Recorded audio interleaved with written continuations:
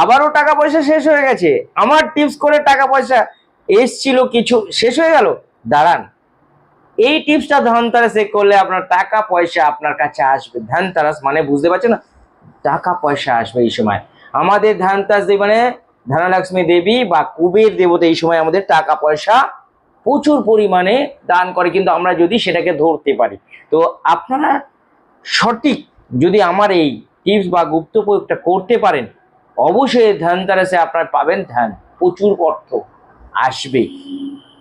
কি করতে হবে, আপনি এক মুঠো ধান নেবেন, একটা ঝাঁপি কিনবেন, লক্ষ্মী ঝাঁপি পাওয়া যায়, একটা ঝাঁপি কিনবেন, এক মুঠো ধান নেবেন, ঝাঁপির মধ্যে রাখবেন, একটা কাঁচা টাকার কয়েন নেবেন, একটা রুপোর কয়েন ওর মধ্যে রাখবেন, একটা হরতুকি, একটা কাঁচা হচ্ছে হলুদের টুকরো, আর সাথে শিউলি গাছের পাতা।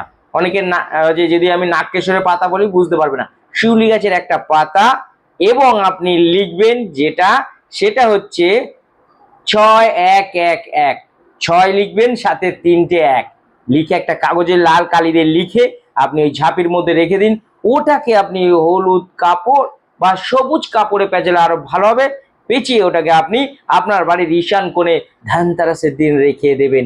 কিন্তু যখন রাখবেন অবশ্যই কিছু গোবিন্দভোগ চাল বা আপনি আতপ চাল ছড়িয়ে তার উপর ঝাঁপিটা রেখে দেবেন এবং ধূপ দিয়ে এবং কর্পূর দিয়ে আরাধনা করবেন। চ্যালেঞ্জ করে বলছি, ধনতেরাস থেকে আপনি ধন দৌলত ইনকাম করতে শুরু করবেন।